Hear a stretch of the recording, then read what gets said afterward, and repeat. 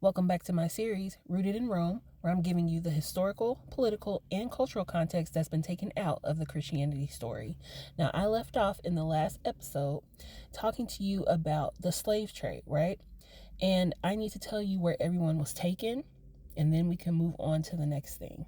All right, so first we have Brazil, 40 to 45%, so that's 4.8 to 5.5 million were taken there, and that is the largest destination. Next is the Caribbean, 40 to 45%. That's the British, French, Spanish, and Dutch colonies. Next is Spanish America, that's 10 to 15%, including Mexico and Central and South America. And last is the British North America, so 5 to 6%, so that's 400,000 to 500,000. So yes, the United States received the smallest percentage.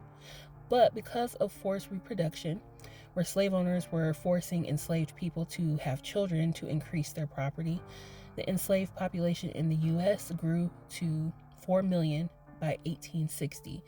Now, I will give you a caveat here. I am aware of the claims from foundational Black Americans who believe that a lot of us here in the slave trade were actually Native American and not from Africa. That is a conversation for a different video, okay? All right.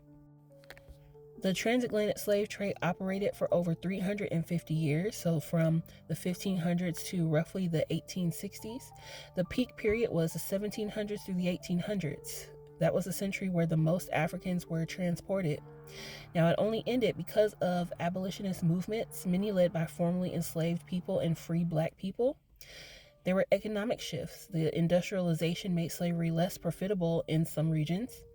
There was political pressure. Britain banned the slave trade in 1807, but slavery itself continued. And the last country to abolish slavery was Brazil in 1888. So now we're going to discuss the Catholic Church's direct involvement in the slave trade. And let's be very clear, the Catholic Church didn't just authorize the slave trade, they participated in it. The Catholic religious orders owned enslaved people. And we touched on this in the last episode, but I'm going to expand. The Jesuits owned enslaved people in Maryland, Louisiana, Brazil, and the Caribbean. They operated plantations worked by enslaved Africans. And in 1838, the Jesuits sold 272 enslaved people to pay debts, and this sale funded Georgetown University.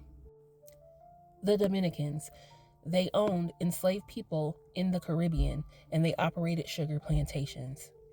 Next, we have the Franciscans. They owned enslaved people in California missions, and they forced indigenous people and some Africans into labor. They weren't individual priests acting alone. These were official institutional practices. Now, the church also collected tithes from slave owners. So plantation owners, many of them were Catholic, gave a percentage of their profits to the church, profits generated by enslaved labor, and the church accepted that money. Also, the church baptized enslaved people and used that as justification. One of the church's justifications for slavery was, we're Christianizing them and we're saving their souls. So priests would baptize enslaved Africans, sometimes forcibly, often without explaining what it even meant. And then the church would say, see, they're Christian now. Slavery brought them to Christ. Therefore, slavery is a good thing. They turned forced conversion into a defense of enslavement. So the next thing you need to know is that popes continued to issue bulls supporting slavery. Even after the initial bulls, I always go over those, the Dum Diversas, the Romanus Pontifex, the Inter Se Terra, popes continued to authorize slavery. An example of that is Pope Paul III issued Sublimis Deus in 1537, which declared that indigenous people are human and should not be enslaved. But it didn't apply to Africans, and Africans could still be enslaved. And even Sublimis Deus was undermined. Pope Paul III later issued another bull that allowed Spanish colonists to continue enslaving indigenous people under certain conditions. The church talked out of both sides of his mouth. Okay, the indigenous people couldn't be enslaved, but actually they could still be under these conditions. And Africans, yeah, you could still enslave them. So now we're going to talk about how the slave trade built the New World, okay? So I got to show you what was built on the backs of enslaved Africans and the bones of indigenous people. And number one, that is the wealth of Europe. The wealth extracted from the Americas, the gold, silver, sugar, tobacco, cotton, it fueled Europe's rise. Spain became the richest empire in the world in the 1500s through the 1600s because of silver mined in Bolivia. That silver was mined by enslaved indigenous people and Africans. Britain became a global superpower in the 1700s through the 1800s because of its Caribbean sugar colonies. That sugar was produced by enslaved Africans. Next, we have the Industrial Revolution. The Industrial Revolution, which was the transformation of Europe and North America into industrial economies, was funded by slavery. Cotton from the American South, grown by enslaved Africans, powered British textile mills. Profits from the slave trade were invested in factories, railroads, banks, and infrastructure. Next, we have major cities and institutions. We have cities built on slave trade wealth, you guys. We have Liverpool, England, which was a major slave trading port, Bristol, England, Nantes, France, Charleston, South Carolina, New Orleans, Louisiana, Salvador, Brazil. Institutions built on slave trade wealth were banks. We have the Barclays, Lloyds of London. We have insurance companies. They insured slave ships and enslaved people as property. You have universities, of course, Georgetown, but also Yale, Harvard, Brown, all have documented ties to slavery. Last, we have the Catholic Church as well. The church received donations, tithes, and land grants from wealth generated by slavery. The Vatican's art, architecture, and land holdings, some of it came from colonial profits. So when you see the grandeur of the Vatican, just remember that some of the wealth came from enslaved Africans and stolen indigenous land. So now let's talk about the psychological and spiritual damage, okay? Let's talk about what this did to people. So to indigenous peoples, this erased entire civilizations. Languages were lost, religions destroyed, intergenerational trauma that persists today, forced assimilation, loss of land, sovereignty, and identity. Indigenous people today are still fighting for land rights, recognition, reparations, cultural preservation, and they're still fighting legal systems rooted in the doctrine of discovery.